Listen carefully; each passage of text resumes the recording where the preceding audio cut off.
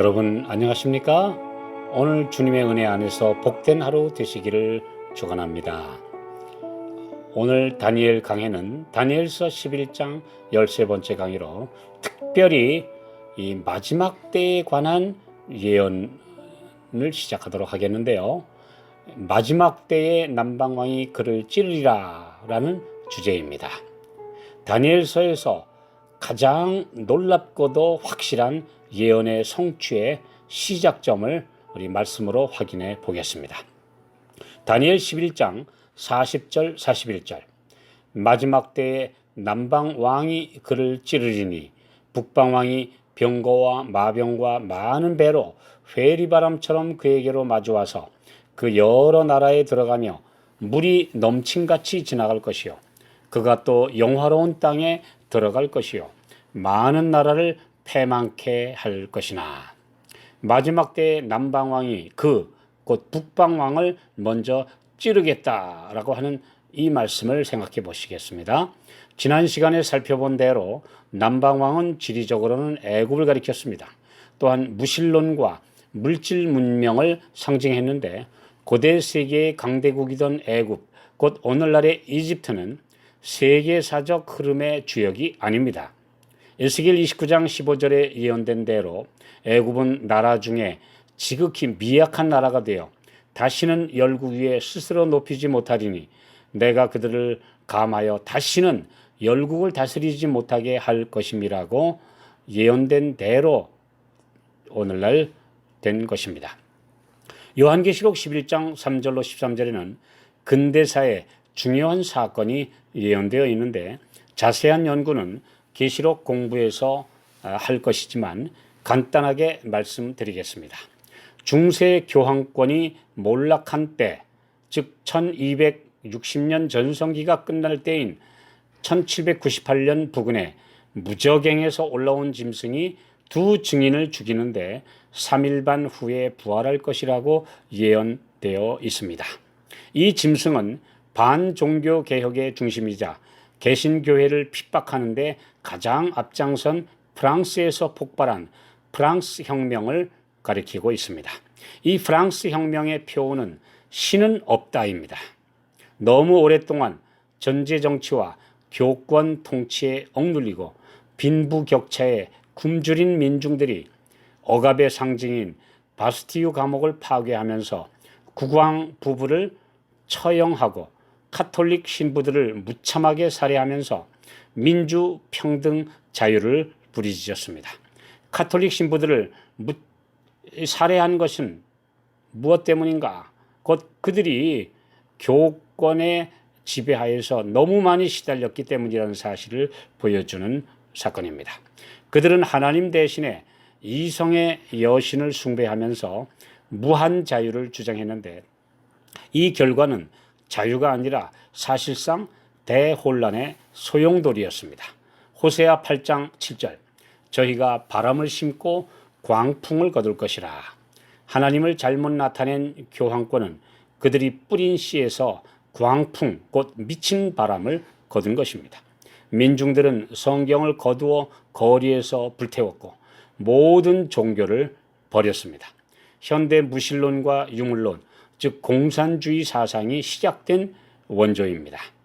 계시록 11장 8절 저희 시체가 큰 성길에 있으리니 그 성은 영적으로 하면 소돔이라고도 하고 애굽이라고도 하니 곧 저희 주께서 십자가에 못 박히신 곳이니라. 잘못된 종교의 가르침과 영향은 극심한 거부감과 분노를 일으켜 모든 종교와 신앙마저 몽땅 혐오하게 만들었습니다. 두 감람나무, 두 증인, 두 선지자로 상징된 성경은 죽임을 받고 길가에서 태워져 버렸습니다. 이런 곳을 영적으로 애굽이라고 말씀한 것이며 또 소돔이라고 한 것은 성경을 버림으로 도덕과 윤리가 무너져 버린 상황을 설명하고 있습니다. 예수님은 국가적이고 공개적으로 다시 십자가에 못 박히셨습니다. 1793년 프랑스 국회는 성경을 폐기하기로 공식 결의했습니다. 그 결과 자신의 이성만 믿고 따르면 된다는 이성주의는 걷잡을 수 없이 짐승 같은 수준으로 사람들을 타락시켜 버렸습니다. 무차별 살육이 자행되었고 무조건적으로 고발하면 그 다음날 그 사람이 그 무서운 길로틴 단두대에서 목이 잘리는 살인과 폭력의 순환이 계속 반복되었습니다. 가정은 파괴되었고 젊은 여성의 약 40%가 매춘을 할 정도로 사회는 인간 이하의 수준으로 떨어져 뜻이 있는 사람들은 더 이상 견딜 수 없다며 들고 일어나게 되었습니다. 정확하게 3년 반 후에 결국 프랑스 의회는 다시 성경을 복권시키기로 결의했으며 하나님의 말씀으로 윤리와 도덕의 규범을 삼기로 결의했습니다. 역사가들은 프랑스 혁명을 민주주의와 인권운동의 긍정적인 방향으로 정치사회가 변화된 역사의 시작과 함께 다른 한편으로는 평등을 부르짖으면서 계급 타파와 함께 무신론, 유물론을 주창한 공산주의의 태동으로 평가하고 있습니다. 나폴레옹의 프랑스 혁명 정부는 1798년 버르티에 장군의 군대를 파병해 이탈리아를 침공하여 교황 피우스 6세를 포로로 잡아 발렌시의 감옥에 가두었고 그는 이듬해에 옥사하고 말았습니다.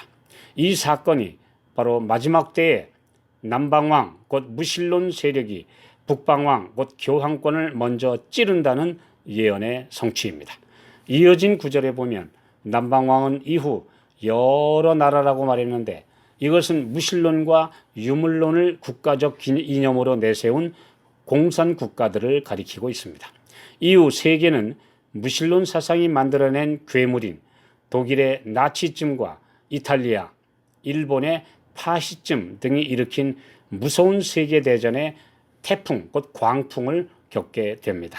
소련의 볼셰비키 혁명과 쿠바, 한국, 캄보디아와 베트남, 이슬람의 전쟁과 테러 등은 올바른 신앙과 양심, 윤리의 표준을 거부한 곳이 어떻게 되는지를 보여준 것입니다.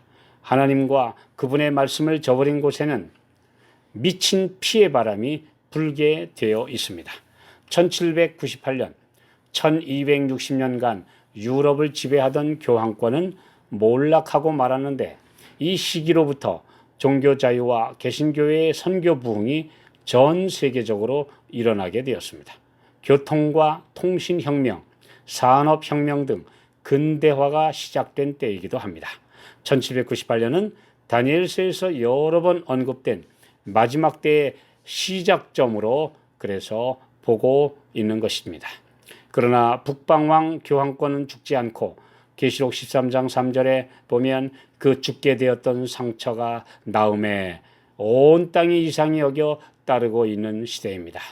20세기에 교황권은 화려하게 다시 부활했습니다. 예언이 정확하게 성취된 것이며 이제 조금 남은 마지막 예언들도 그대로 되고 있습니다. 이 말씀에 따라 우리 믿음으로 주님의 오시는 재림의 날을 위해 준비하시기 바랍니다.